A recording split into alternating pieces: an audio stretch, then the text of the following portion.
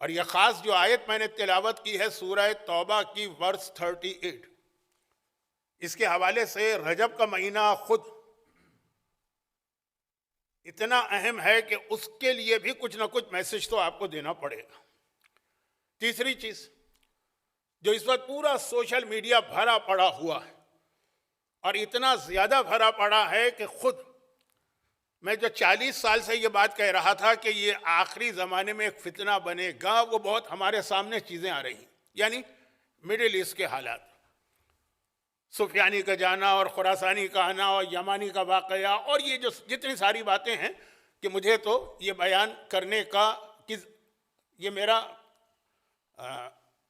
شعبہ نہیں، یہ تو آپ حضرات سوشل میڈیا پر ہر وقت رہتے ہیں، نہ مجھے یہ پتا کہ انسٹاگرام کیسے چیک کیا جاتا ہے، نہ مجھے یہ پتا کہ ٹک ٹاک کو کیسے دیکھا جاتا ہے۔ آپ حضرات تو ہر وقت ہیں، آپ کے بچے بھی تو بھرا پڑا ہے اس وقت سوشل میڈیا۔ اور ابھی میں پچھلے ہفتے لندن کی مجلس میں یہ عرض کر رہا تھا کہ جو سب سے زیادہ کنٹروورسل کیریکٹر اس کے اندر ہے، پتہ نہیں کیوں صاحبان ایمان اس سے اتنی ہمدردی محسوس کر رہے ہیں، سیریا کا وہ حکمران جو کیسا دھوکہ دے کے بھاگا، وہ پوری ایک تقریر تھی 1 گھنٹے کی۔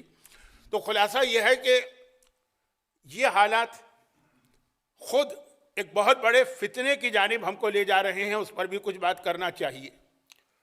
اور پھر سب سے بڑی چیز یہ ہے، سب سے بڑی میں ان معنوں میں کہہ رہا ہوں کہ ہم میں سے اکثر کا تعلق پاکستان سے ہے، تو پارا چنار کے حالات، اور پارا چنار میں بھی یہ اتنے ہائی لیول کا گیم ہو رہا ہے کہ جو کچھ ہم دیکھ رہے ہیں، جو ہمارے سامنے آ رہا ہے، وہ ایک اسموک اسکرین ہے، اس کے پیچھے کچھ اور چل رہا۔ تو خیر، ان میں سے کسی ایک موضوع پر بھی مجھ جیسا آدمی جسے آج تک تقریر کرنا تو آئی نہیں، بڑی ڈس آرگنائز قسم کی میری تقریر ہوتی، تو ان میں سے کسی ایک پر بھی مجھ جیسا آدمی 45 منٹ 50 منٹ میں بات نہیں کر سکتا ہے، کہاں 4 باتیں۔ لیکن جیسا کہ میں اکثر کہتا ہوں کہ مولا کا فرمان ہے کہ من لم یدرک الکل لم یدرک الکل، اگر کوئی آدمی پوری چیز حاصل نہ کر سکے تو جتنا مل جائے اسی کو غنیمت سمجھے، ثواب میں شرکت کے لیے کم از کم 2-3 ان میں سے چیزوں پہ میں بات کروں گا۔ ہاں، ایک چیز میں یہ کہہ سکتا ہوں کہ فارچونیٹلی مجھے یہ چانس مل گیا ہے کہ میری یہ 2 اسپیچز بہت قریب ہے، ایک آج ہے، ایک 2 دن کے بعد۔ یقیناً وہ شہادت کی مجلس ہے، لیکن بہرحال اسپیچ تو اسپیچ ہوتی ہے، تو یہ اتنے قریب جو 2 تقریریں آ رہی ہیں، تو اس کی وجہ سے اگر کچھ پارا چنار کے حوالے سے، کچھ مڈل ایسٹ کے حوالے سے باتیں رہ بھی گئیں تو یہ ہو جائیں گی۔ اس سے پہلے یہ تھا کہ جب میرے اوپر العصر کی ذمہ داری تھی تو ایک تقریر کے 1 مہینے کے بعد دوسری تقریر کی باری آتی تھی، میں خود بھول جاتا تھا کہ میں نے پچھلے مہینے کیا پڑھا، آپ بھی لوگ بھول جاتے تھے۔ خیر، یہ تو میں نے اس لیے کہا کہ میں نے ایک لسٹ تو گنا دی ہے، لیکن ان میں سے کچھ چیزیں اگر آج کی تقریر میں کور نہ ہو سکیں تو 2 دن کے بعد تھوڑا سا اس کا تذکرہ ہو جائے گا۔ اچھا، اب آئیے بات شروع کرتے ہیں قرآن کریم کی اس آیت سے جو سورہ توبہ کی آیت ہے۔ گرچہ اس آیت میں بھی اتنے سارے، ایک آیت ہے، اتنے سارے الگ الگ میسیجز ہیں، بلکہ بعض تو بڑے بڑے اصولی مسئلے قرآن نے سمجھا دیے ہیں کہ ان میں سے ہر ایک پر ایک الگ تقریر ہو سکتی، لیکن بلا وجہ اپنی بات کو پھیلانے کی ضرورت نہیں۔ پہلے آیت کا ترجمہ سن لیجیے۔ ارشاد ہو رہا ہے، سورہ توبہ ہے یہ، اور سورہ توبہ کی بھی یہ فرسٹ 40 آیات میں، یہ جملہ میں نے کیوں کہا، اس لیے کہا کہ سورہ توبہ قرآن کریم کے تقریباً آخری سوروں میں سے ایک سورہ ہے۔ بس قرآن سمجھیے کہ کمپلیٹ ہو گیا تھا، بس کچھ آخری باتیں کیا کہیں گے، فنیشنگ ٹچز رہ گئے تھے، اور اس میں بھی پورا سورہ توبہ نہیں، لیکن اس کی جو پہلی 40 آیتیں، فرسٹ 40 آیات، جن میں یہ بھی شامل، یہ پیغمبر کے آخری حج سے 1 سال پہلے کے حج میں مولا کو دے کر بھیجی گئی تھی۔ تاریخی واقعہ ہر ایک کو معلوم ہے، اگر میں اس کی تفسیر میں چلا گیا تو آج کے سارے موضوعات یا ٹاپکس رہ جائیں گے۔ آپ کو معلوم ہے کہ مکہ فتح ہونے کے بعد جب پہلا حج آیا تو خود پیغمبر اس حج پر نہیں گئے، بلکہ پہلے کسی اور صاحب کو بھیجا، اور جیسے ہی وہ صاحب مدینے سے چلے لیڈر بن کر امیر حج، تو فوراً جبرائیل آئے اور کہا کہ اے اللہ کے حبیب، اللہ نے کہا تم نے کس کو بھیج دیا؟ قرآن کی آیتیں لے کے جانا ہے، یا تم لے جا سکتے ہو یا وہ جو تجھ میں سے ہے، جو تیرا حصہ، جو تیرا جز ہے۔ تو مولا کو فوراً پیچھے بھیجا گیا، ان کو ان کے عہدے سے ہٹایا گیا۔ مولا نے 40 آیتیں لی اور مکے میں جا کے سنائیں۔ اس کے بعد ٹھیک 1 سال کے بعد اگلا حج آیا، وہ پیغمبر کی زندگی کے آخری دن تھے۔ تو یعنی سورہ توبہ کی آیتیں پیغمبر کی وفات سے صرف 1 سال پہلے نازل ہوئی۔ دین تقریباً مکمل ہو گئے، احکامات تقریباً سارے آ گئے ہیں۔ اب عقیدے میں ایک ولایت علی کا عقیدہ رہ گیا ہے، ورنہ احکامات تقریباً سارے آ چکے ہیں۔ آیت کیا ہے؟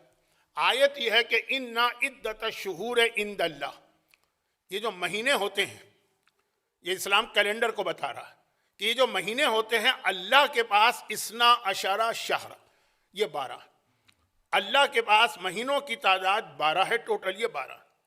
اب میں ایک بات اس لیے ابھی سے کہہ دوں کہ آگے چل کر اگر میں اس کی وضاحت کرنے گیا تو تقریر کا رخ اور زیادہ بدل جائے گا، اور وہ یہ کہ امام معصوم نے فرمایا کہ ایک تو ظاہری یہ 12 مہینے، اور ایک اس سے مراد وہ 12 امام ہیں جو بہت تفصیل کے ساتھ ہمارے پاس روایت ہے۔ میں اس کو پڑھ نہیں رہا ہوں، لیکن صرف میں نے اشارہ کیا کہ یقیناً بعد میں کوئی یہ نہ کہے کہ یہ آیت تو معصومین کے بارے میں آئی ہے۔ یقیناً ظاہری طور پہ یہ 12 مہینے، پھر امام نے کہا اس سے مراد ہم ہیں، بلکہ وہ کھجور کی گٹھلی بو کر، وہ درخت نکال کر معجزے کے ذریعے امام نے اپنے نام لوگوں کے سامنے بتائے تھے۔ بہت مشہور روایت ہے، یہ تو علماء پڑھتے رہتے ہیں، میرا تو یہ سبجیکٹ بن ہی نہیں پاتا ہے۔ خیر، 12 مہینے ہیں فی کتاب اللہ، اللہ کی کتاب میں، یعنی مہینوں کی تعداد 12 ہے۔ یہ دنیا کے کسی انسان نے کیلنڈر نہیں بنایا، یہ کتاب اللہ، اللہ کی کتاب میں یہ 12 مہینے مقرر ہوئے۔ کس دن؟ یوم خلق السماوات والارض، یہ اس دن سے 12 مہینے بنائے گئے ہیں جس دن سے زمین و آسمان کو کریٹ کیا گیا ہے یا اس کی خلقت ہوئی۔ میں اس کی تفصیل میں ابھی نہیں جا رہا ہوں، صرف ترجمہ کر رہا ہوں۔ اس کے بعد آیت کا وہ ٹکڑا آتا جو رجب کی مناسبت سے میں نے تلاوت کیا ہے۔ اسی آیت کے اندر رجب کے حوالے سے ایک اتنا اہم پیغام ہے کہ لوگ اسی کو بھول جاتے ہیں۔ اب یہ آیت آگے چل رہی ہے، 12 مہینے اللہ کے پاس ہیں، اور کب ہیں؟ جس دن اللہ نے زمین و آسمان بنا ہے اسی دن سے 12 مہینے چل رہے ہیں۔ منہا اربعۃ حرم، لیکن ان میں 4 مہینے قابل احترام جو حرمت کے مہینے کہلاتے ہیں۔ لفظ حرام ہمارے ہاں تو صرف برے معنوں میں استعمال ہوتا ہے، عربی میں حرام کے معنی احترام، حرمت، ہولی، سیکریٹ۔ خیر، تو اب ترجمہ یہ کہ 4 مہینے ان میں قابل احترام، 12 میں سے 4۔ اب وہ جو 4 مہینے قابل احترام ہیں ان میں پہلا مہینہ رجب کا مہینہ، اور اس کے بعد 3 جو مہینے ہیں وہ ایک ساتھ آتے ہیں، رمضان شامل نہیں ہے اس کے اندر۔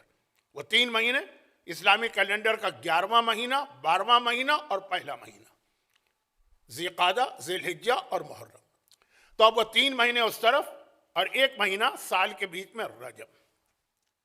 اور یہ جو 4 قابل احترام مہینے، یہ بھی اگرچہ قرآن کی آیت میں کے حساب سے یہ تو ہمیشہ سے قابل احترام ہیں، لیکن حضرت ابراہیم کے زمانے سے ان کا ایک حکم چلا کہ اس مہینے میں، یہ کسی خاص وجہ سے یہ بات میں کہہ رہا ہوں، اس مہینے میں عرب کوئی جنگ نہیں کریں گے۔ اچھا، یہ عربوں کی ایک ہابی تھی، عربوں کا ایک طریقہ تھا، عربوں کا ایک پاس ٹائم تھا۔ عرب ٹائم اس طرح پاس کرتے تھے، اور ان کے پاس اس زمانے میں کیا تھا؟ فیس بک نہیں تھی، ٹک ٹاک نہیں تھا، ان کے پاس یہ یوٹیوب نہیں تھا، ان کے پاس یہ واٹس ایپ نہیں تھا، ان کے پاس ٹائم پاس کرنے کے اور ذریعے نہیں تھے۔ سب سے بڑا ذریعہ تھا جنگ، لڑو، لڑائی کرو، اس کے بعد بیٹھ کے کچھ دن مصالحت کر کے آرام کے دن گزاریں گے، پھر دوبارہ جنگ کریں گے۔ جیسے آج کل کرکٹ کے میچ ہوتے ہیں یا مختلف اسپورٹس، یہ اس زمانے میں ان کا اسپورٹ تھا۔ حضرت ابراہیم کے زمانے سے قانون بنا کہ 4 مہینوں میں ہر قسم کی جنگ بند کی جائے گی، اور اس کا ایک بہت بڑا پہلو جو تھا، عربوں کا اپنا ریونیو کا فائدہ تھا، کیونکہ رجب کے مہینے میں عمرہ ہوتا ہے۔ آپ کو بھی معلوم ہے کہ آج بھی اسلام نے حضرت ابراہیم کا یہ قانون ایز اٹ از باقی رکھا کہ پورے سال میں سب سے زیادہ فضیلت اور ثواب والا عمرہ رجب کا ہے، رمضان کا نہیں۔ اور باقی جو 3 مہینے تھے وہ حج کے مہینے تھے کہ حج ہوگا ذی الحجہ میں، 12ویں مہینے میں، تو 1 مہینے پہلے سے پورا پیس، امن، سکون، اور 1 مہینے بعد تک کہ قافلے پورے عرب سے آئیں گے، ان کو آتے وقت بھی ایک سکون ہو کہ کوئی ہم پہ اٹیک نہیں کرے گا۔ حج کر کے واپس اپنے شہروں میں جائیں گے تو ان کو اطمینان ہو کہ کوئی ہم پہ اٹیک نہیں کرے گا. تو حج اور عمرہ اس زمانے کے مکے والوں کے لیے ریونیو کا سب سے بڑا ذریعہ تھا.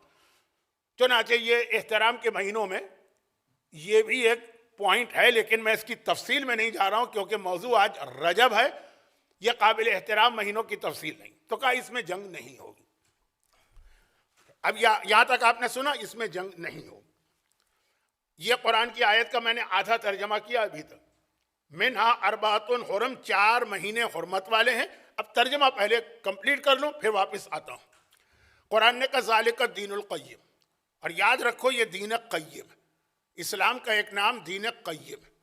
قیم کا ترجمہ کیا ہے؟ رائٹ ریلیجن، کریکٹ ریلیجن، جو بھی آپ کہیے صحیح دین، قیامت تک باقی رہنے والا دین، قائم دین جس کو کوئی اپنی جگہ سے ہلا نہ سکے.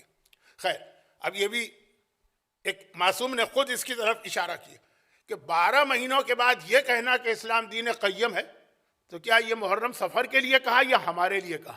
اب یہ پوری تقریر کا ایک موضوع ہی بدل جائے گا، لیکن امام نے اس ٹکڑے سے بھی اپنے اس دعوے کو ثابت کیا کہ یہاں 12 مہینوں سے مراد ہماری ذوات مقدسہ ہیں، لیکن وہ ایک الگ کسی اور موقع پہ سنیے گا.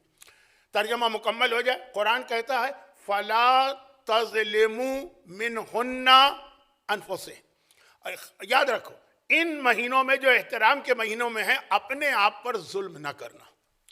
حضرت ابو ذر غفاری کی ایک نصیحت میں اکثر پڑھتا رہتا ہوں جس کے پڑھنے کا آج وقت نہیں کیونکہ نماز مغرب کا وقت قریب آ رہا ہے. ابھی رجب کا بھی بیان باقی ہے اور امام معصوم کا بھی.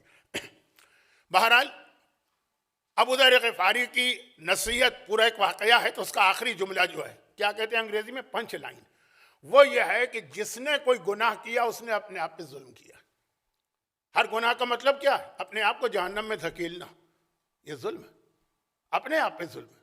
دوسروں پہ ظلم کرنے سے تو تم ہوشیار رہتے ہو، خبردار رہتے ہو کہ کسی کو آگ سے نہ جلانا، کسی کے تھپڑ نہ مارنا، کسی کے کوڑا نہ مارنا، کسی کو کسی خطرناک جانور سے نہ کٹوانا، اور خود اپنے جسم کو.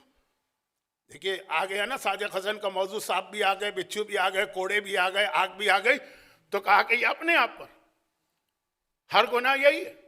جو گناہ بھی تم کرو گے اس کا نتیجہ ان میں سے کوئی ایک چیز ہے. تو قرآن نے کہا ان احترام کے مہینوں میں خاص طور پر اپنے آپ پہ ظلم نہ کرنا. یہ آیت کا ترجمہ ماہ مبارک رجب.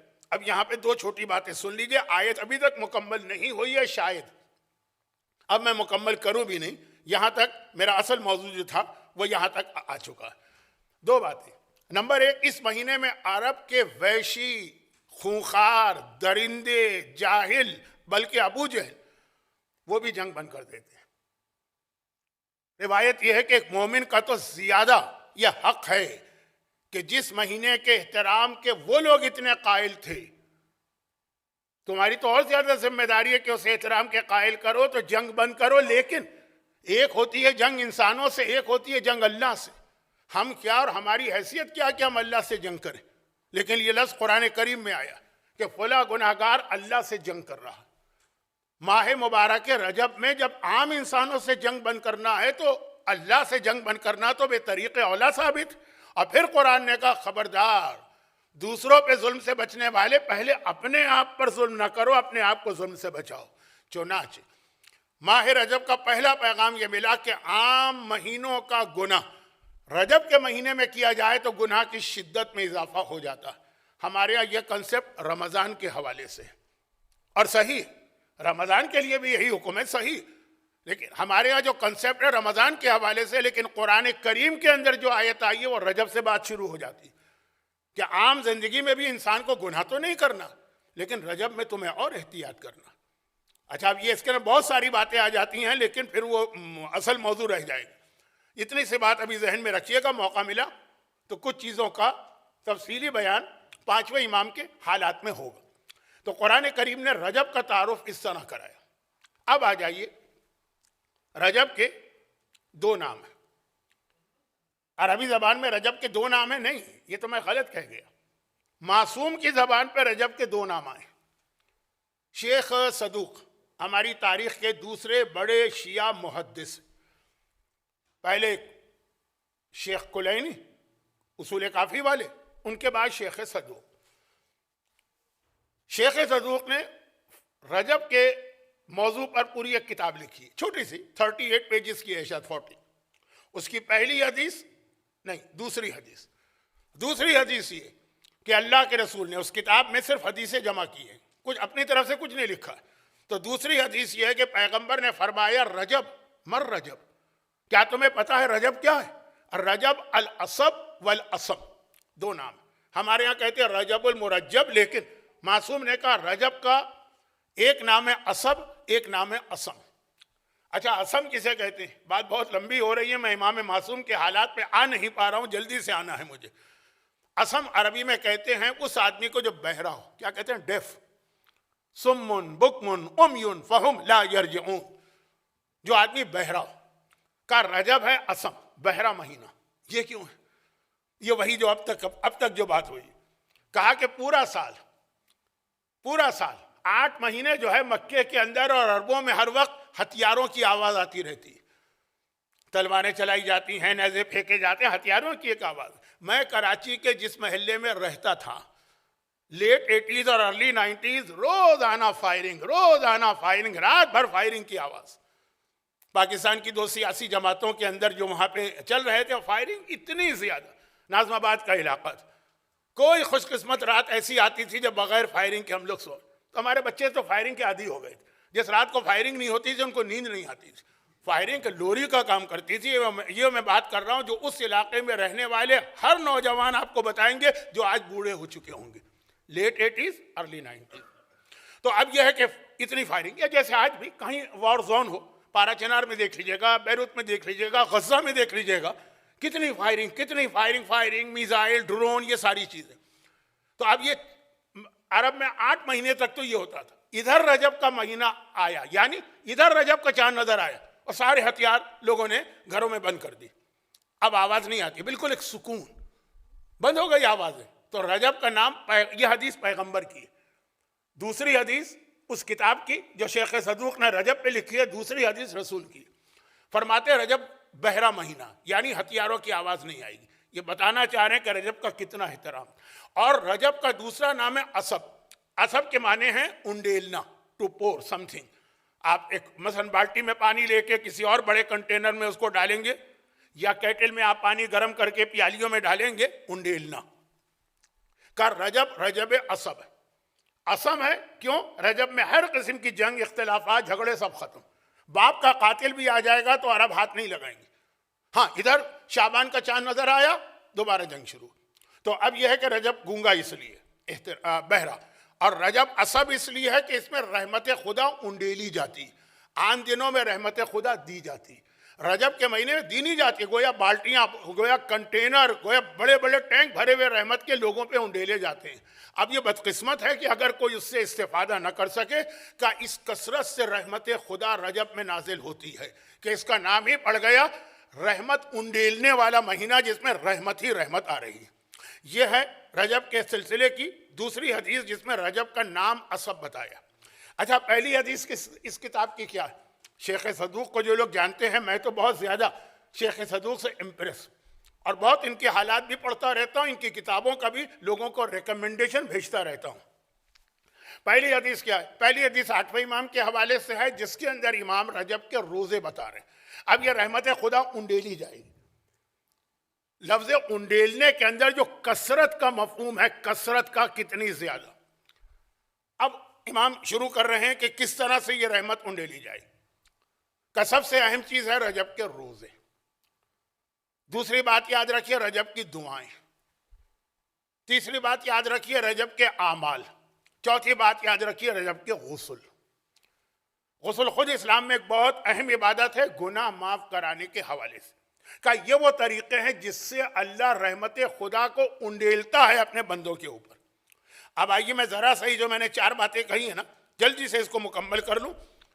اصل حق تو بہرحال امام معصوم کا ہے، اس کو ذرا الٹا لے کے چلیں ہم. 4 بہت اہم چیزیں ہیں رجب میں، تو الٹا لے کے چلے. یعنی نمبر 4 پہ میں نے کہا غسل.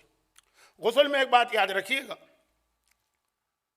کہ رجب کی جتنی بھی کتابیں آپ اٹھا لیں، چاہے وہ مفاتیح الجنہ ہو، چاہے وہ تحفۃ العوام ہو، چاہے وہ اعمال رجب نام کی کتاب ہو، چاہے گجراتی کا مجموعہ ہو، چاہے انگریزی کا المناک ہو، جو بھی ہو، کئی تاریخوں میں لکھا ہوگا کہ غسل کرنا مستحب ہے۔ پہلی رجب کا غسل مستحب، 15 رجب کا غسل جو عمل ام داؤد کا دن بنتا ہے مستحب، آخر رجب کا غسل مستحب۔ اور رجب کی سب سے اہم تاریخ کیا؟ رجب تو پورا مہینہ فضیلت کا ہے، اہم ترین تاریخ 13 رجب مولا کی ولادت اور 27 رجب اعلان رسالت۔ تو 27 رجب، 4 غسل رجب میں بہت زیادہ ریکمینڈڈ ہیں اور کتابوں میں لکھا ہے کہ مستحب ہے، اور 13 کا بھی آ جاتا، لیکن ہمارے مجتہدین اور مراجع کے پاس ان کی جو اکثریت ہے، ان میں سے کوئی غسل بھی مستحب نہیں۔ خاص طور پہ میں بات کروں آغا سیستانی، اور جس نے سیستانی کو سیستانی بنایا یعنی مرحوم آغا خوئی، کہتے ہیں چاروں غسل بہت اچھی چیز کریں اس امید میں کہ اللہ ثواب دے گا، لیکن یہ مستحب نہیں ہے۔ اب فرق کیا پڑے گا اس جملے سے؟ فرق یہ پڑے گا کہ جو غسل مستحب ہوگا اس کے بعد وضو کی ضرورت نہیں، لیکن کر سکتے ہیں اور کرنا چاہیے، ثواب ہے، لیکن ضرورت نہیں۔ رجب کے چاروں غسل جو ہر کتاب میں ملیں گے آپ کو، یہاں پہ مرجع کا فتویٰ اور اعمال کی کتابیں ٹکرائیں گی، اور یہی چیز آپ کے سامنے آج بیان کرنا تھی کہ ہم مرجع کی تقلید کو سمجھنے کے بعد بھی اور مرجعیت کو سمجھنے کے بعد بھی اب تک صحیح معنوں میں تقلید کو نہیں سمجھے۔ ہم سمجھتے ہیں مرجع کا مطلب ہے وضو کے مسئلے پوچھ لو، یا نجاست کے مسئلے پوچھ لو، یا نماز کے پوچھ لو۔ اعمال والے حصے میں تو ان کی طرف جانے کی ضرورت ہی نہیں، وہ تو تحفۃ العوام میں جو لکھا ہے، جو مجموعے میں لکھا ہے، گجراتی کے یا انگریزی کی کتاب کے المناک ہے، اس میں لکھا ہے وہی کافی ہے۔ نہیں، اس میں بھی جہاں فقہی مسئلے آئیں گے مرجع کی طرف جانا پڑے گا۔ اور مرجعیت کے اعتبار سے ایک بہت دلچسپ مسئلہ آج کل انگلینڈ میں چل رہا تھا، وہ 5ویں امام کے حالات میں بیان کروں گا۔ میں جلدی سے آنا چاہ رہا ہوں کیونکہ اپنے آپ کو بارگاہ امامت میں مجرم محسوس کر رہا ہوں۔ تو یہ چاروں غسل کرنا چاہیے، اچھی چیز ہے، کریں، لیکن یہ مستحب نہیں ہے، چنانچہ ان کے بعد وضو کی ضرورت پڑے گی۔ کیا مطلب؟ یعنی ان کی روایت کوئی معتبر روایت نہیں۔ نمبر 3 پہ جائیے، اعمال۔ رجب کے اعمال میں اہم ترین عمل 2 آتے ہیں۔ ایک ہے عمل ام داؤد، جو ویسے تو ہر ایک کے لیے نہیں، جن کو اپنی اولاد کا کوئی پرابلم ہے ان کے لیے، لیکن کرنے کو ہر آدمی کر سکتا۔ اور دوسرے آتے ہیں آج کی رات کے اعمال، لیلۃ الرغائب، یعنی رجب کی پہلی جمعرات۔ میں نے لاسٹ ایئر بھی جملہ کہا تھا، آج پھر ریپیٹ کر رہا ہوں۔ ہمارے پاس جتنے اعمال روایتوں میں آئیں پورے سال، ویکسٹ جو اعمال ہے وہ لیلۃ الرغائب ہے، یعنی اتنے ویک ہیں کہ سمجھ لیا کہ نہ ہونے کے برابر، لیکن چونکہ دعائیں ہیں، سجدے ہیں، نمازیں ہیں تو کر لیں، لیکن اعمال کے اعتبار سے ہمارے پاس لیلۃ الرغائب کی کوئی روایت ہی نہیں۔ اہل سنت سے ایک روایت آئی ہمارے پاس، ہمارے علماء نے اس کے مطابق عمل کیے۔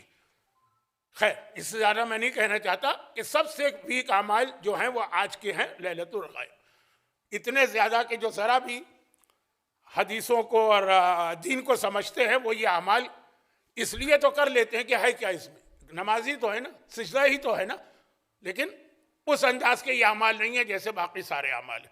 عمل ام داؤد بھی انہی لوگوں کے لیے امام کی طرف سے آیا جن کا اولاد کا پرابلم۔ پھر دعائیں، ہاں دعائیں رجب کی بہت ساری ہیں، وہ آپ کو کتابوں میں مل جائیں گی۔ اور نمبر 1 پر آتا ہے روزے۔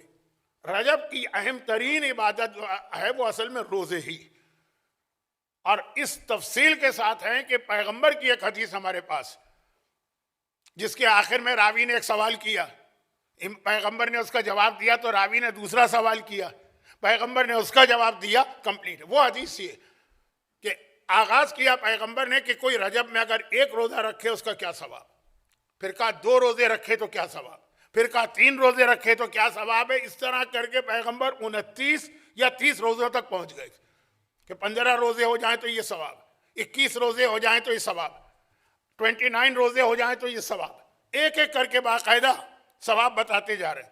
ساری حدیث سن لی، راوی نے ایک مرتبہ سوال کر لیا کہ یا رسول اللہ لیکن اگر کسی میں اتنی طاقت نہ ہو 30 روزے رکھنے کی، جیسے آج کل 18 گھنٹے کا روزہ تقریباً ہو رہا ہے میلبرن میں، چلے وہ انگلینڈ کی بحث اسی پہ آ جائے گی تو سمجھا دوں.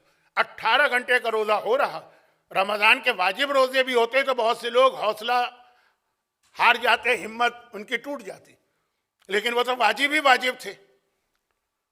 یہ تو واجب بھی نہیں, ہر آدمی کے بس میں نہیں ہے. اور پھر 18 گھنٹے کے روزے کا مطلب یہ کہ ویدر بھی گرمی کا ہے. اچھا, چند سال پہلے کا مطلب 1-2 سال پہلے جب تک یہ کلاک چینج نہیں ہوا تھا تو انگلینڈ میں 18 گھنٹے کا روزہ ہو رہا تھا. یہاں پہ 10 گھنٹے 11 گھنٹے کے روزے. تو اب کچھ لوگ کھڑے ہوئے انگلینڈ میں, سو کالڈ علماء, عام آدمی نہیں, کہا کہ جی یہ اسلام تو کوئی دین ظلم والا تو ہے نہیں, 18 گھنٹے کا روزہ کوئی آدمی نہیں رکھ سکتا, یہ انسانی طاقت سے باہر ہے. اب پہلے ٹونٹنگ مراجع پہ, ان مراجع کو کیا پتا, انہوں نے تو فتویٰ دے دیا, ان کو کیا معلوم کہ یورپ میں بھی لوگ جائیں گے, نارتھ امریکہ میں بھی جائیں گے, سویڈن میں جائیں گے, ناروے میں جائیں گے, گرین لینڈ میں جائیں گے. انگلینڈ میں عموماً جو نارتھ انگلینڈ ہے, گلاسگو, ایڈنبرا, ایبرڈین, 18 گھنٹے کا روزہ ہوگا. انہوں نے تو کہہ دیا فجر سے مغرب تک روزہ رکھو. یہ سمجھ رہے تھے کہ ساری دنیا نجف کی طرح ہے, تو 13 گھنٹے کا روزہ, 14 گھنٹے کا روزہ. بیچارے بھولے بھالے مراجع, ان کو تو کچھ پتہ ہی نہیں. یہ باقاعدہ بہت بڑا, اتنا بڑا یہ موومنٹ چلا کہ انگلینڈ میں ایک اچھی خاصی تعداد, ریزنیبل نمبر, میں یہ نہیں کہتا میجورٹی, انہوں نے کہا کہ نہیں, روزے ہم رکھیں گے مکے کے حساب سے یا کربلا کے حساب سے. چنانچہ ابھی 4 بجے ہیں, 5 بجے ہیں, سورج چمک رہا ہے, نصف النہار پر ہے, وہ ممبر پہ بیٹھ کے گلاس اٹھایا پانی کا, سب کے سامنے کا افطار کا وقت ہو گیا کیونکہ کربلا میں ہو گیا, اور گھڑ کر کے پانی پی لیا. اور یہ باقاعدہ یعنی ایک پورا گروپ بنا انگلینڈ. اس فتنے کو پھیلانے والی ایک شخصیت آسٹریلیا بھی آئی تھی, اور میں نے کہا یہ سب سو کالڈ اسکالر تھے, کیونکہ اتنا تو ہے کہ ہمارے عام مومنین, عام آدمیوں کی بات تو نہیں مانیں گے. وہ تو خیر کہیے وہ فتنہ سڈنی تک رہا, میلبرن میں نہیں آ پایا, لیکن بہت بڑا یہ ایک گروپ تھا. اب ان بیچاروں کو یہ پتہ ہی نہیں, یعنی پتہ ہوگا مرجعیت کے خلاف ٹونٹنگ کرنا تھی تو اعتراض کیا. تبریز, آذربائیجان, ترکستان, تبریز, جہاں سے ہمارے اتنے علماء اور مراجع گزرے کہ غالباً شیعہ تاریخ میں سب سے زیادہ اگر ہم لسٹ بنائیں تو تبریزی کے مراجع کی. تبریز بہت بڑا ہمارا سینٹر, اتنے مراجع, خود آغا خوئی ہے, یا اس سے پہلے تبریزی نام کے کتنے علماء. وہاں 18 گھنٹے کا روزہ ہوتا تھا ہمیشہ سے گرمیوں میں. وہ جو بیچارے علماء کی سادگی کے اوپر افسوس کر رہے تھے کہ بیچاروں کچھ نہیں پتا, کنویں کے مینڈک ہے, وہ کبھی نکلے ہوں یورپ امریکہ تو پتا چلے کہ 18 گھنٹے کا بھی روزہ ہوتا. ارے جہاں وہ پیدا ہوئے, جہاں ان کی نسلیں گزری, وہاں بھی 18 گھنٹے کے روزے تھے. وہ جاہل نہیں تھے, تم جاہل ہو. جو یہ جو علاقہ ہے نا پورا تبریز کا, اس میں 16 گھنٹے, 17 گھنٹے, 18 گھنٹے کے روزے ہوتے ہی. مشہد کا روزہ کتنا لمبا ہوتا ہے. خیر پہلی بات. دوسری بات, یہ تو انہوں نے اس وقت فتنہ کھڑا کر کے کچھ لوگوں کو کیا کہوں الو بنا دیا کا لفظ ممبر پہ اچھا نہیں, اگرچہ میں نے استعمال کر ہی لیا.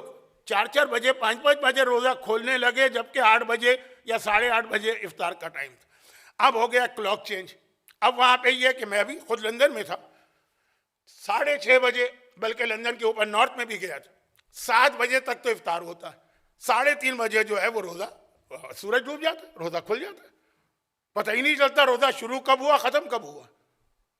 ابھی ہم افطار سے فارغ ہو کے ہاتھ ہی دھو رہے ہوتے, پتہ چلا کہ جی وہ تو نہیں, سحری سے فارغ ہو کے ہاتھ دھو رہے ہوتے, پتہ چلتا افطار کا وقت آ گیا. اب وہاں پہ یہ سوال ان لوگوں سے ہوا کہ اگر آپ کربلا اور مکے کو معیار بنا رہے ہیں تو 4 بجے تو وہاں سورج ڈوب کے گھپ اندھیرا ہو جائے گا, آپ 8 بجے تک روزہ رکھیں گے, رات کے 4 گھنٹے اور. اب آپ کیا کریں گے؟ اب وہ سب سر پٹائے ہوئے ہیں, سر کھجا رہے ہیں کہ ہاں اب ہم کیا کریں گے. رات آ گئی, رات آ کے بھی 4 گھنٹے گزر گئے, ابھی آپ مکے اور کربلا کو معیار بنا رہے تھے تو روزہ آپ کو کنٹینیو کرنا. اب سمجھ میں ان کی نہیں آ رہا فی الحال, ابھی رمضان آنے والا ہے نا, ابھی تو 2 مہینے باقی ہیں. ایک صاحب نے کہا کہ نہیں بھائی, وہ جو ہم نے گرمیوں میں کہا تھا وہ اس لیے کہا تھا کہ 18 گھنٹے کا روزہ بہت مشکل ہے, وہ مجبوری کی وجہ سے تھا. اب ہم 4 بجے ہی روزہ افطار کریں گے, سورج ڈوبا کھول لیں گے, کیونکہ اب مجبوری نہیں. تو میں نے کہا یہ کون سا آپ نے تیر مارا؟ تمام مراجع کا متفقہ فتویٰ اس وقت بھی تھا کہ اگر 18 گھنٹے کا روزہ کسی کے لیے بہت مشکل ہو رہا ہے, ناممکن نہیں, رکھ سکتا ہے, بہت مشکل ہو رہا ہے. 9 سال کی بچی بالغ ہو گئی, روزہ واجب ہے, 18 گھنٹے کا روزہ رکھ پائے گی؟ رکھنے والی رکھتی بھی ہیں لیکن نہیں رکھ پائیں گی. اس وقت بھی سارے مراجع کا فتویٰ تھا کہ اس پہ روزہ معاف ہے. تو آپ نے تو وہی بات کہی جس پر کل آپ نے تمام مراجع کو پہلے گالیاں دی، مرجعیت پہ اعتراض کیا، انہیں کنویں کا مینڈک ثابت کیا، انہیں بتایا کہ وہ آج 20ویں صدی میں بیٹھ کے 4تھی صدی کے فتوے دے رہے ہیں، اور آج گھوم کے آپ بھی وہی بات کہہ رہے ہیں جو پہلے سے ہی فتویٰ موجود ہے۔ تو خیر یہ ضمنی بات تو آ گئی اس کے اندر، رجب کے اندر۔ تو رجب کے روزے کہا یا رسول اللہ اگر کوئی نہیں رکھ سکتا یہ اتنے سارے روزے، تو پیغمبر نے کہا چلو 10 رکھو، 5 رکھو، 3 رکھو، 1 رکھو۔ کہا ایک روزہ بھی اگر کوئی رجب میں رکھے گا، صرف ایک روزہ، بہتر تو یہ ہے کہ ایک روزہ نہیں رکھے، پہلا 15واں 29واں، پہلا بیچ والا آخری، ورنہ ایک بھی رکھو تو کیا ہوگا؟ کہا کہ اللہ اس پر وجبت لہ الجنہ، جنت واجب کرے گا، اسے جنت کے سرداروں میں شامل کرے گا، جنت ہی نہیں بنائے گا، ملوک الجنہ، جنت کا سردار بنائے گا۔ جنت میں ایک اسپیشل نہر ہے جو صرف ان لوگوں کے لیے جو رجب کے روزے رکھتے ہیں، اس کی اور جہنم کی بیچ میں اللہ 70 خندق پہلے بنائی جاتی تھی دشمن کو روکنے کے لیے، ہم ادھر دشمن ادھر، ایک خندق نے ابو سفیان کی فوج کو جنگ خندق میں روک دیا، ایسے شخص کے اور جہنم کے بیچ میں اللہ 70 خندقیں قائم کرے گا، یعنی دور دور تک جہنم اس کے قریب نہیں آئے گی۔ اور پھر پیغمبر نے کہا اسے اختیار دیا، اور یہ واحد حدیث مجھے ملی جس کے اندر یہ لسٹ آئی، ابھی لسٹ آتی، اور اسے اختیار دیا جائے گا کہ یہ اتنے لوگوں کی بخشش کرا سکتا ہے جتنا قبیلہ ربیہ اور مزر کے بکریوں کے بالوں کی تعداد ہے، اور اللہ روزہ اس نے رکھا، روزہ اس نے رکھا، لیکن اللہ اس کے روزے کی وجہ سے، اب لسٹ بنائیے، بتائیے پیغمبر نہیں، یہ 8ویں امام کی حدیث ہے یہ ٹکڑا، اللہ اس کے روزے کی وجہ سے ابھی ہے اس کے باپ کو معاف کرے گا، ام ہی اس کی ماں کو معاف کرے گا، اخی ہے اس کے بھائی کو معاف کرے گا، ام ہی اس کے چچا کو معاف کرے گا، امت ہی اس کی پھوپھی کو معاف کرے گا، خال ہی اس کے ماموں کو معاف کرے گا، خالت ہی اور اس کی خالہ کو معاف کرے گا، وہ جیران ہی اور اس کے پڑوسیوں کو معاف کرے گا، وہ اصدقاء ہی اور اس کے دوستوں کو معاف کرے گا۔ اگر ماہ رجب کا ایک روزہ بھی رکھا، دیکھیں اتنی لمبی لسٹ، خالی اتنا کہہ دینا کافی تھا کہ وہ ربیہ اور مزر کے برابر گناہگاروں کی بخشش کرے گا، ان کی بخشش کرے گا، ان کی یہ بخشش نہ بھی کرائے تو اس کے روزے کی برکت سے اللہ ان سب کو معاف کر دے گا۔ ماہ رجب کا اگر ایک روزہ بھی تم رکھ رہے ہو، تب کسی نے کہا کہ یا رسول اللہ اگر کوئی 30 روزے نہ رکھ سکے تو کہا پھر ہر روزے کے بدلے میں کچھ روٹیاں صدقہ دے دے، مقدار نہیں بتائی، یہ نہیں کہا کہ اتنا، روٹی، 1 روٹی یا 2 روٹی یہ دے دے 30 دن۔ اب آخری سوال، اس کے بعد مجھے موضوع پہ آنا ہے، وقت بہت تیزی سے گزر رہا ہے، تو کہا کہ یا رسول اللہ اب اگر کسی کی اتنی حیثیت بھی نہیں، آپ حضرات کو معلوم ہے کہ خیبر کی فتح سے پہلے مدینے کے اندر غربت کی کیا کیفیت تھی، لوگوں کے پاس واقعاً کھانے کے لیے کچھ نہیں ہوتا تھا، شہزادی کی چادر گروی رکھوائی گئی ہے کئی مرتبہ، یہ ابھی آپ نے پچھلے مہینے جماعت الثانی شہزادی کی شہادت کی مجلسیں بھی سنی، ولادت کی محفل بھی سنی، واقعات سنتے رہتے ہیں آپ۔ تو کہا کیا کہ کسی کی اتنی حیثیت بھی نہیں، کہا وہ روزانہ بیٹھ کر کسی وقت بھی، دن میں کسی وقت بھی 100 مرتبہ سبحان اللہ پڑھ لے تو اس کو ان 30 روزوں کا ثواب مل جائے گا، جتنی دفعہ پڑھے گا۔ مثلا 5 دن آپ نے 100 دفعہ سبحان اللہ پڑھا، سبحان اللہ پڑھنا کون سا مشکل ہے؟ البتہ اس کا ذرا مفہوم بھی سمجھ میں آ جائے کہ آپ اللہ کو ہر خرابی اور نقص سے بری و ذمہ اور پاک سمجھ رہے ہیں۔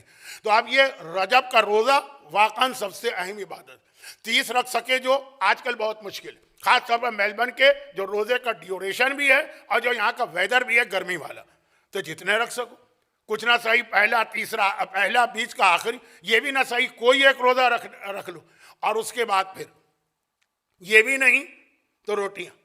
اب یہاں میلبرن میں روٹی دینا بہت مشکل ہوتا ہے، اور یہ یاد رکھیے کہ جہاں اسلام میں چیز کا نام آ جائے وہ چیز دینا پڑتی ہے، پیسے دینے سے کام نہیں چلے گا، اور یہ نہ صحیح تو سبحان اللہ۔ یہ ماہ مبارک رجب کی وہ عبادتیں جن میں روزہ ٹاپ آف دا لسٹ ہے، پھر روزانہ کی کچھ دعائیں ہیں الگ الگ چینج ہو کے، اس کے بعد پھر اعمال ہیں، اس کے بعد پھر غسل ہے، یہ تو ہوا۔ مگر یہ اتنا قابل احترام مہینہ، اس کا آغاز ہوتا ہے اس امام معصوم کی ولادت سے، جس کے اندر وہ خصوصیت ہے جو ہر امام معصوم میں ہے، ہر امام معصوم میں، لیکن ہر امام معصوم میں یہ خصوصیت سامنے نہیں آئی، یا مولا میں آئی ہے یا اس کے بعد 5ویں امام میں آئی۔ وہ کیا خصوصیت؟ نہ صرف یہ کہ ہمارا ایک عقیدہ ہے، بلکہ دلیلوں سے ثابت عقیدہ ہے، خالی ایک زبانی عقیدہ نہیں، وہ یہ ہے کہ ہر امام معصوم دنیا کی تمام جو اچھی باتیں ہیں نا ان کا مجموعہ ہوتا ہے، وقت نہیں ہے اس لیے الفاظ کو بنانے سنوارنے کا ٹائم نہیں، لیکن حالات کے تحت اس کی کوئی ایک خصوصیت سامنے آتی. مثلا چھٹے امام، سب سے زیادہ عمر کس امام معصوم کی ہے؟ چھٹے امام کی ہے، 65 سال. اب امام زمانے کی عمر کا ہمیں پتہ نہیں ہے، لیکن بظاہر ایک واقعے سے ایسا لگ رہا کہ اللہ نے امام زمانہ کو خالی غیبت میں نہیں رکھا، ان کی عمر کو بھی روک دیا. تو جس وقت وہ غائب ہوئے تھے، جس حالت میں تھے، جب ظاہر ہوں گے تو اسی حالت میں ہوں گے، وہیں سے سلسلہ شروع ہوگا. تو یہ تو خیر چھوڑ دیجئے، امام زمانہ 1400 سال کے ہیں یا ابھی بھی 40 سال کے ہی نظر آ رہے ہیں. غیبت کے وقت امام 40 سال کے نظر آ رہے تھے، گرچہ 40 سال کے تھے نہیں. خیر باقی اماموں چھٹے امام سب سے زیادہ. لیکن چھٹے امام کی کون سی خصوصیت ہمارے سامنے آئی؟ ان کا علم. اگرچہ باقی تمام خصوصیات بھی ان میں اتنی ہی تھی جتنی خود مولا کائنات میں تھی.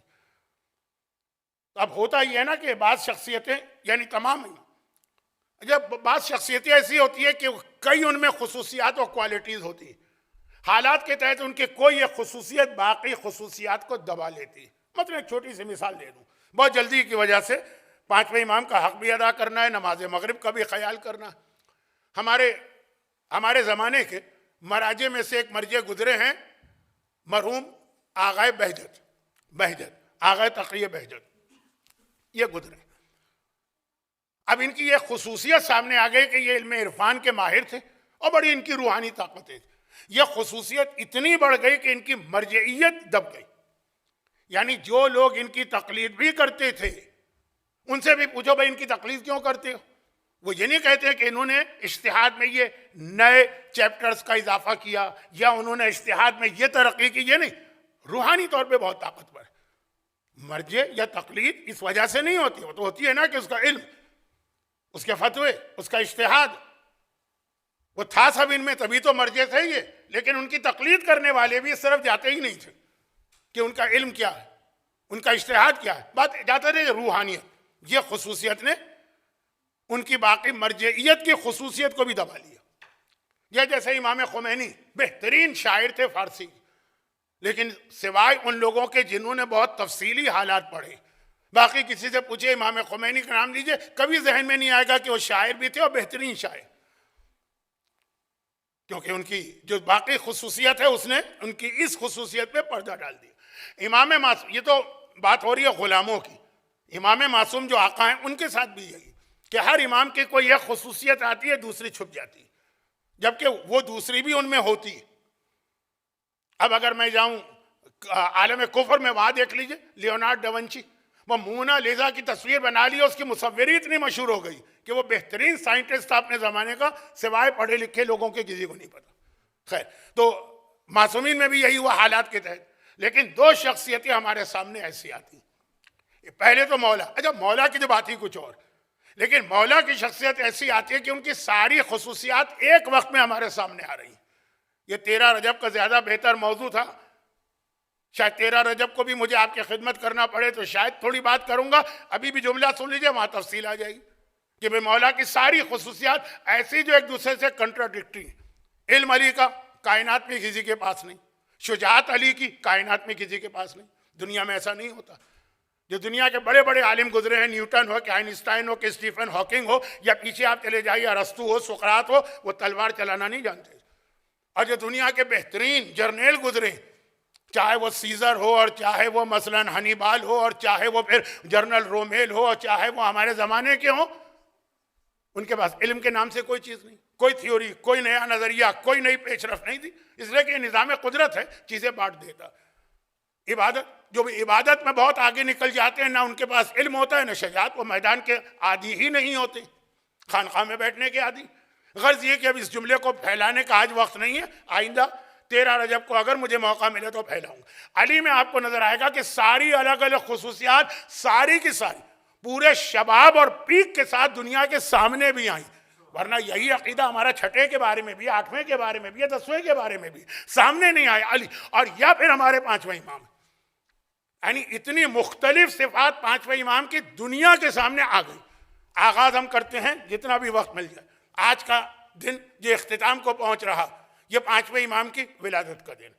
اور 1 گھنٹے کے بعد جو دن شروع ہونے جا رہا، وہ بہت سے علماء کے نزدیک، جن میں آغا سیستانی بھی شامل ہیں، 10ویں امام کی ولادت کا دن. تو یہ میری تقریر اس وقت 2 ولادتوں کے درمیان ہے، لیکن چونکہ میں نے اپنی پچھلے سال کی ایک تقریر میں عرض کیا تھا کہ تاریخوں میں اختلاف ہے، ہر علاقے میں اپنی اپنی تاریخیں ہیں. الازہر کے کیلنڈر میں 10ویں امام کی ولادت ذی الحجہ کے مہینے میں ہے، لیکن ویسے آغا سیستانی کا جو کیلنڈر آپ کو نظر آئے گا ان کی ویب سائٹ پر، اس میں 1 گھنٹے کے بعد 10ویں امام کی ولادت شروع ہو رہی ہے. 2 ولادتوں کے بیچ کی تقریر ہے، لیکن بات ابھی 5ویں کی کر رہا ہوں. 5واں امام آج 1 رجب ولادت ہے. اچھا، ولادت کے حوالے سے سب سے زیادہ مشکل ہوتا ہے کسی کی ولادت کی تاریخ یاد کرنا مشکل نہیں، سن. ہسٹری میں ہمیشہ میں فیل ہوتا تھا، اس سنوں میں مار کھا جاتا تھا. وہ چارلس اول کب پیدا ہوا، اور وہ فلاں کنگ 2 کب پیدا ہوا، وہ جارج پنجم کب پیدا ہوا. ہمارے زمانے میں میٹرک کے کورس میں یورپ کی ہسٹری پڑھائی جاتی تھی. وہ اول، دوم، سوم ولادت، ان کا سن، تاریخیں یاد ہوتی تھی، سن یاد نہیں ہوتے. 5ویں امام کی ولادت کا سن یاد کرنا بہت آسان ہے، جو میں اکثر کہتا ہوں. 5ویں امام کون ہے؟ 5ویں امام ہے. 5 معصوم کون سے ہیں؟ 7ویں معصوم ہے.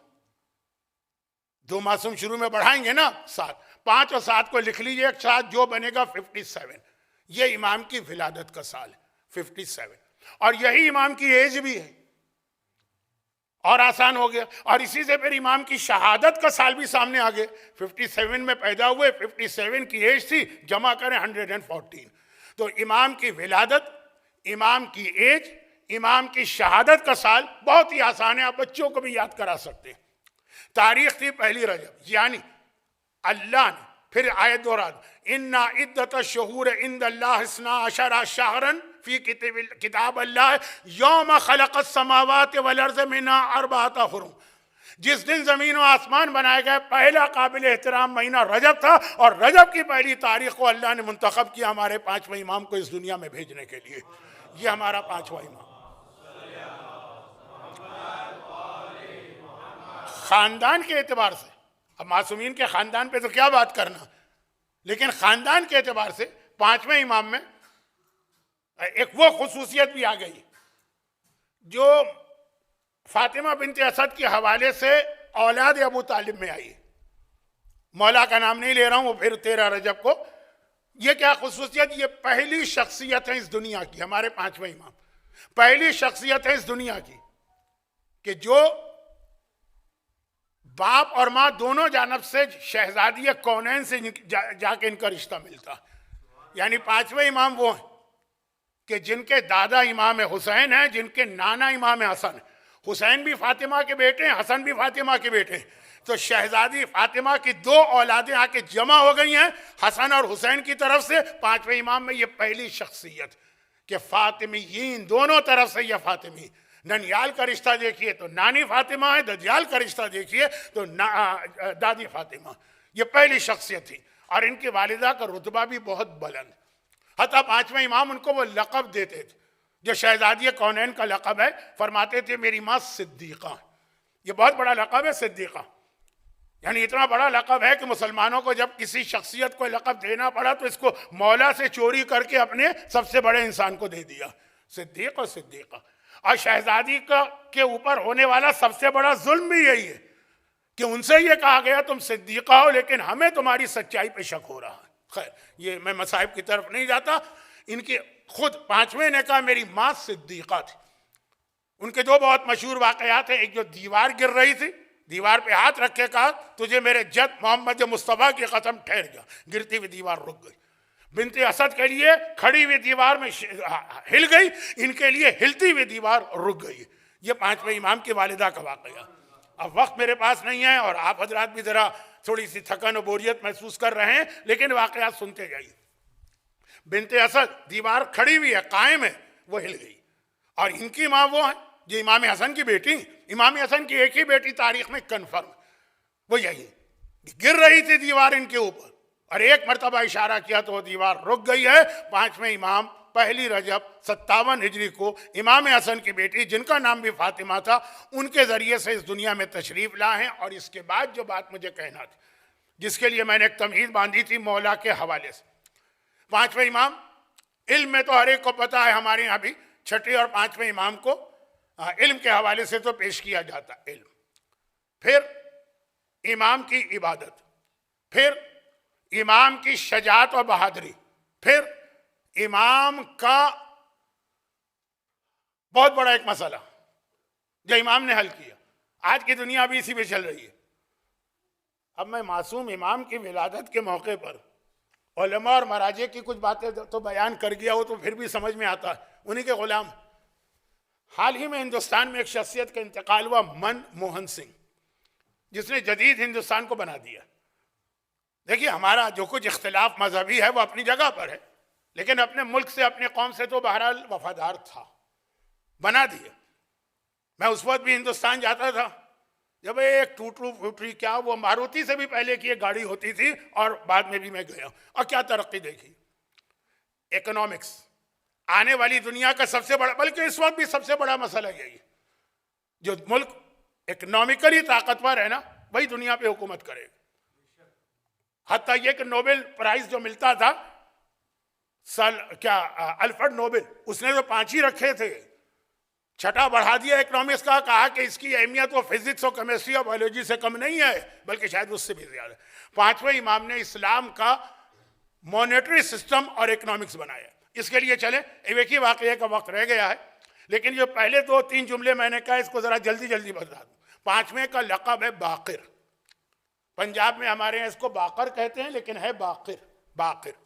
باقر کے معنی ہیں کسی بند چیز کو کھولنے والا، شگافتہ کرنے والا، شق کرنے والا. شق مثلا ایک اخروٹ ہو، والنٹ، اس کو اگر آپ شق کریں گے، کھولیں گے، اس عمل کو کہا جائے گا بقرہ.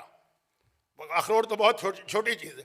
زمین سے آپ کو پیٹرول نکالنا ہے اگر اس کے لیے، یا کوئی مائن وغیرہ آپ کو کھودنا ہے تو اس عمل کو کہتے ہیں بقرہ، یعنی کھولنے والا، جس کے بعد خزانے نکلتے ہیں.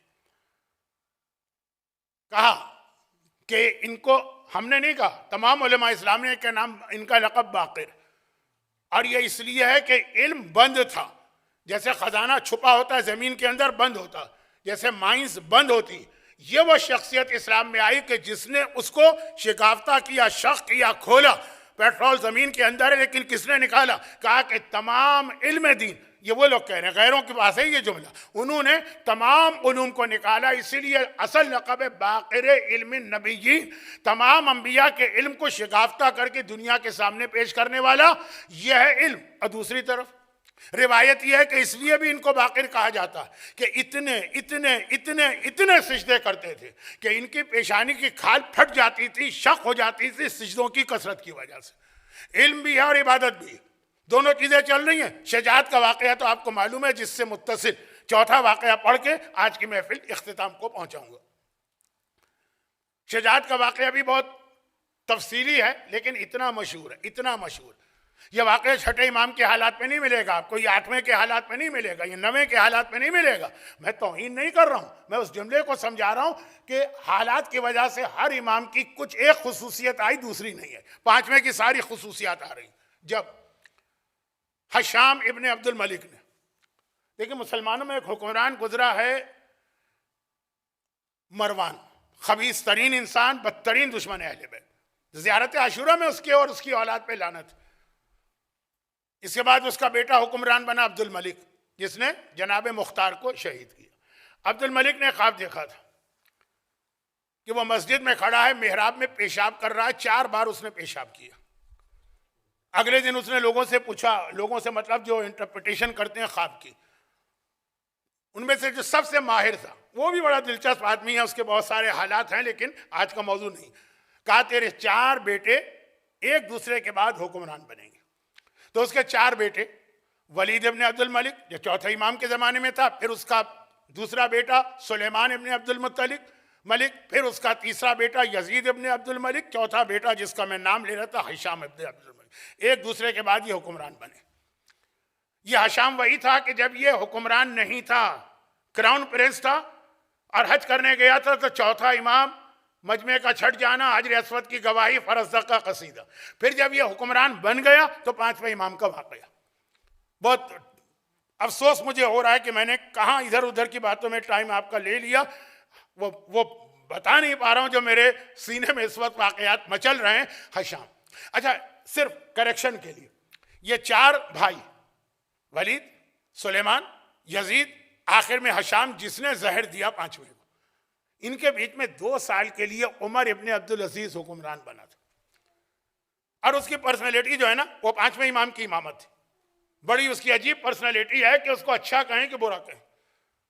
اس نے خمس بنی ہاشم کو دینے کا آرڈر دیا کہ خمس سادات کا حق ہے، یہ بیت المال میں جمع نہیں ہوگا. جو حضرت عمر کا آرڈر تھا نا کہ خمس بیت المال میں جائے گا، کہا نہیں سادات. اس نے فدق واپس لیا حکومت کے ہاتھ سے، اور بعض روایتوں میں ہے کہ 5ویں امام کو فدق واپس کیا اس نے.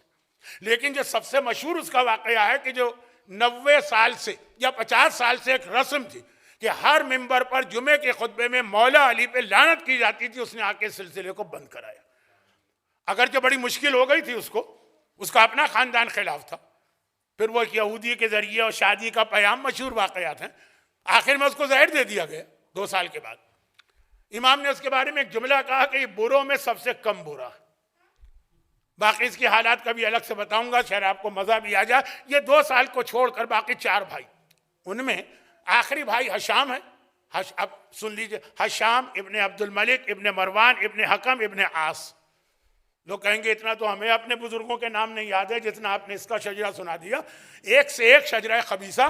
تو یہ جو ہشام تھا، مکے میں اس نے ایک سوال کیا امام کو نعوذ باللہ مجمع کے سامنے کیسے کہوں ذلیل کرنے کے لیے. بھائی پرانے زمانے میں ہر حکمران کو ہر سال حج پہ جانا. حج ہوگا خلیفہ کی قیادت میں، یہ خلیفہ کی ایک ذمہ داری ہوتی تھی، سوائے یزید کے کہ یزید تو مانتا ہی نہیں تھا نا ان چیزوں کو.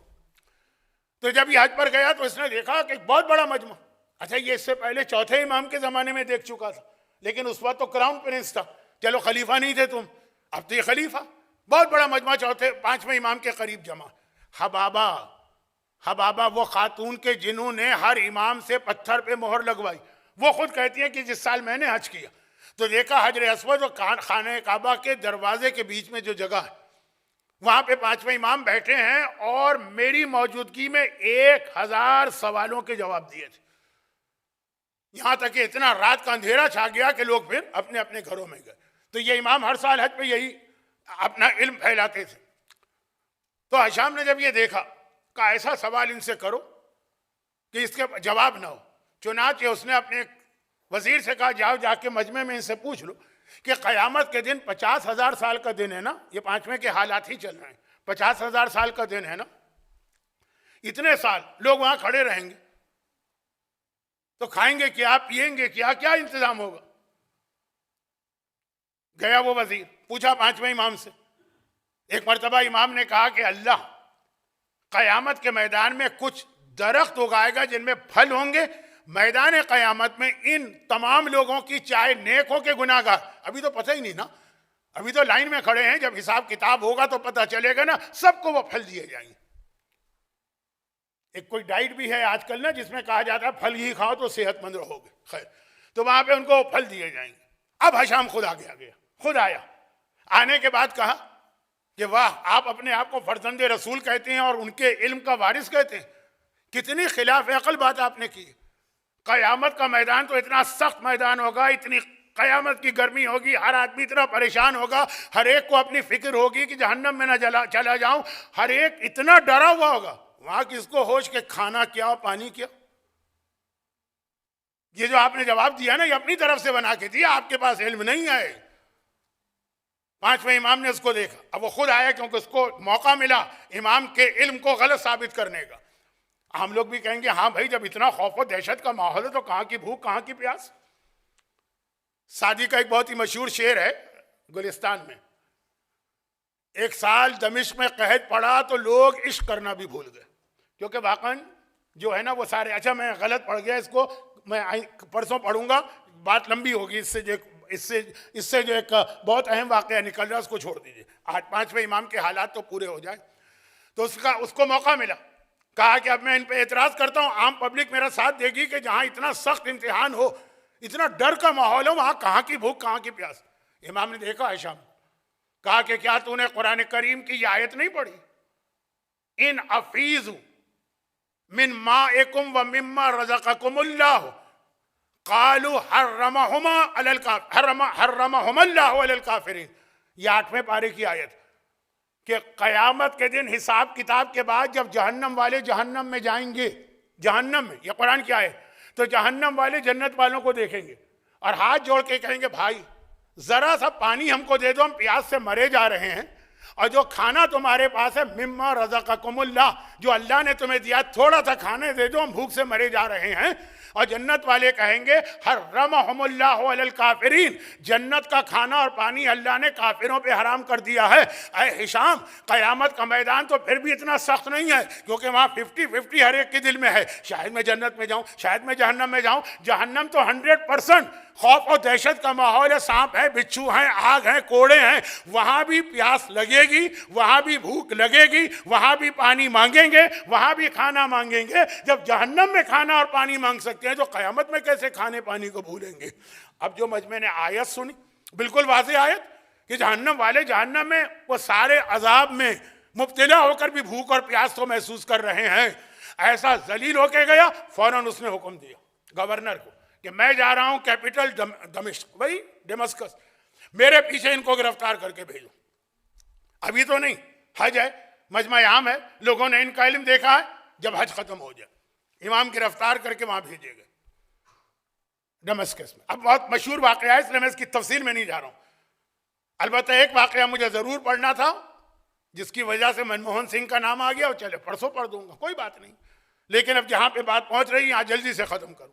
ایک مرتبہ وہاں پہنچے ہشام ابن عبد الملک، میں نے کیا کہا تھا، یہ آخری حکمران، اسی نے امام کو زہر دیا، یعنی اس وقت امام کا بڑھاپا شروع ہو چکا تھا، بڑھاپا طاری تھا۔ دربار میں جا کے اس نے کہا کہ میں یہ دیکھنا چاہتا ہوں کہ آپ میں اپنے بزرگوں کی کیا خاصیت ہے، آپ تیر اندازی، تیر ٹارگٹ، تیر پھینکی، مولا، تلوار، تیر، نیزہ، فنون جنگ کا تیر۔ امام نے کہا مجھے اس سے معاف کرو، یہ چیزیں میں چھوڑ چکا ہوں۔ کہا نہیں بھائی، آپ فرزند رسول ہونے کا دعویٰ کرتے ہیں، میں دیکھنا چاہتا ہوں ایک ٹارگٹ۔ میں بات بہت مختصر کر رہا ہوں کیونکہ آپ نے غالباً ولادت کی ہر محفل میں یہ واقعہ سنا، 5ویں امام کی، اور شہادت کی ہر مجلس میں۔ امام نے ایک مرتبہ کمان تیر اٹھائے، جو ٹارگٹ تھا اس کے اندر تیر مارا، تیر اس میں چلا گیا، بالکل صحیح۔ ٹارگٹ بڑا مشکل رکھا تھا، امام نے کہا یہ دیکھا ابھی اور دیکھو۔ دوسرا تیر اٹھائے اور پہلے تیر کے پیچھے جہاں پہلا تیر لگا ہے نا، اس کے دم میں جا کے دوسرا تیر لگا۔ امام نے کہا ابھی ٹھہرو اور دیکھو۔ اس کے بعد تیسرا تیر، بڑھاپے کا عالم ہے، اور ایک مرتبہ تیسرا تیر، 9 تیر ایک دوسرے کے پیچھے امام نے مارے، ہر تیر دوسرے تیر کے بیک میں جا کے لگتا ہے، 9 تیروں کی ایک قطار بن گئی۔ یہ معجزہ نما شجاعت کا مظاہرہ۔ آپ اتنے بڑے تیر انداز ہیں، ایسا تو دنیا میں آج تو کوئی نہ گزرا ہوگا۔ یہ ہشام ابن عبد الملک ابن مروان کو کہنا پڑا۔ مولا نے بتایا ہم خالی علم نہیں پھیلا رہے، شجاعت میں بھی ہمارا کوئی مقابلہ نہیں کر سکتا۔ اور اسی سفر سے واپسی پہ وہ واقعہ پیش آیا جس پر میں بات کو ختم کرتا ہوں، اور باقی انشاءاللہ کچھ باتیں 5ویں امام کی بھی رہ گئی ہیں جو میں 10ویں امام کی شہادت کی مجلس ہے پرسوں ایک دن کے بعد، ڈے آفٹر ٹمارو 10ویں امام کی شہادت کی مجلس ہے، اس میں ایک آدھ واقعہ 5ویں امام کا بیان کر کے ربط میں لاؤں گا، پھر 10ویں امام کے حالات سے۔ جیسے آج رجب سے ربط ملا کے میں 5ویں پہ آیا، اس دن 5ویں سے ربط ملا کے 10ویں پہ جاؤں گا، جہاں پھر وہ مشہور واقعہ پیش آیا طاؤس یمانی والا واپسی میں، کہ ایک مرتبہ سوال کیا کہ طاؤس یمانی نے کہ فرزند رسول یہ بتا دیجئے کہ وہ کون سی چیز ہے جو ہمیشہ کم ہوتی رہتی ہے، بڑھتی نہیں ہے؟ امام نے فرمایا انسان کی عمر کم ہوتی ہے، بڑھتی نہیں۔ وہ کون سی چیز ہے جو بڑھتی رہتی ہے، کم نہیں ہوتی؟ کہا وہ سمندر۔ وہ کون سی چیز ہے جو صرف ایک مرتبہ اڑی، نہ اس سے پہلے اڑی نہ اس کے بعد اڑی؟ سورہ بقرہ۔ جب بنی اسرائیل نے نافرمانی کی تھی نا، تو اللہ نے جبرائیل سے کہا تھا کوہ طور کو اڑا کے ان کے سروں کے اوپر لے جاؤ، نہ مانے تو پہاڑ ان پہ گرا دینا۔ یہ تو قرآنی واقعہ ہے۔ کہا کوہ طور۔ وہ کون سا پانی ہے جس کا ایک چلو پیو تو حلال ہے، ایک سے زیادہ پیو تو حرام ہے؟ کہا نہر تالوت۔ یہ بھی سورہ بقرہ پہلے پارے کے آخری پیج پر۔ وہ کون سا روزہ ہے جس میں آپ کھا بھی سکتے ہیں، پی بھی سکتے ہیں؟ کہا جو سورہ مریم میں آیا قولی نذرت للرحمن صوما لن اکلم اليوم انسیا، اے مریم جو تمہیں نظر آئے کہہ دینا کہ آج میں روزے کے عالم میں ہوں، کسی انسان سے بات نہیں کروں گا. کہا مریم کا روزہ جو خاموشی کا روزہ تھا، قرآن میں آیا، یہ سارے قرآنی واقعات. کہا اچھا وہ کون سے لوگ ہیں جو سچی گواہی دے رہے ہیں اور خدا کہہ رہے ہیں جھوٹے لوگ؟ گواہی سچی، لوگ جھوٹے. کہا سورہ منافقون کے پہلی آیت، اذا جاءك المنافقون قالوا نشهد انك رسول الله والله يشهد انك لرسوله والله يشهد ان المنافقين لكاذبون. یہ منافق آ کے کہتے ہیں تم رسول اللہ، اللہ کہتا ہے ہاں تم ہو رسول، مگر یہ منافق جھوٹے ہیں. گواہی سچی دے رہے ہیں لیکن گواہی دینے والا جھوٹا. کہا وہ بتائیے وہ کون سا دن ہے جب دنیا کی 1/3 آبادی ماری گئی؟ کہا اب تک تو ایسا دن نہیں آئے گا، آئے گا. بس یہیں سے میرا موضوع تھا، امام زمانہ کی کچھ نشانیاں. آئے گا. ابھی تک جو میکسیمم دنیا کی آبادی مری ہے وہ 24%، 1/4. کتنے؟ 1 لاکھ، 2 لاکھ، کروڑ، 2 کروڑ، ارب، 2 ارب نہیں. کہا جب صرف 4 آدمی تھے، آدم، حوا، حابیل، قابیل. قابیل نے حابیل کو مار دیا، 4 میں سے 1 مر گیا، 3 بچے. یہ 25% دنیا کی آبادی ختم ہو گئی. لیکن 1/3 کا وقت آئے گا. اور کب وہ وقت آئے گا؟ تب 5ویں امام کی ایک حدیث، اس پہ بات ختم کرتا ہوں. امام نے کہا الرجب ومر رجب، ہائے وہ آخری رجب جس کے بعد میرا بیٹا آنے والا. اور کیا ہے وہ رجب؟ قرآن میں نا القاریہ تو ملقاریہ، الحاقہ تو ملحقہ، الرجب ومر رجب، ہائے وہ رجب. یہ امام نے کیوں فریاد کیا؟ انشاءاللہ پرسوں آپ سنیے گا. آج میں نے بہت وقت آپ کا لے لیا. تو علم ہو کہ شجاعت ہو کہ عبادت ہو کہ علم معیشت کا وہ سسٹم ہو جو انشاءاللہ پرسوں بتاؤں گا. 5واں امام، آج ان کی ولادت، آپ سب کو خوشی مبارک ہو. کسی نے پوچھا مولا آپ کس دن خوش ہوتے ہیں؟ ہم تو خوش ہوتے ہیں جس دن ہمارا امام دنیا میں آتا. 5ویں امام کی حدیث ہے، اس کا بھی ایک واقعہ ہے. اگر یہ سارے واقعات پرسوں سناؤں تو پرسوں خود کیا پڑھوں گا اس رات کی مناسبت سے. یہ 3 باتیں یاد رکھیے گا، 2 ابھی تک ہو گئی ہیں. رجب مر رجب، ہائے وہ آخری زمانے کا رجب. یہ کیا بات؟ امام نے جو مانیٹری سسٹم بنایا اسلام کا، وہ کیا بات تھی؟ اور تیسری یہ چیز، مولا آپ سب سے زیادہ کب خوش ہوتے ہیں؟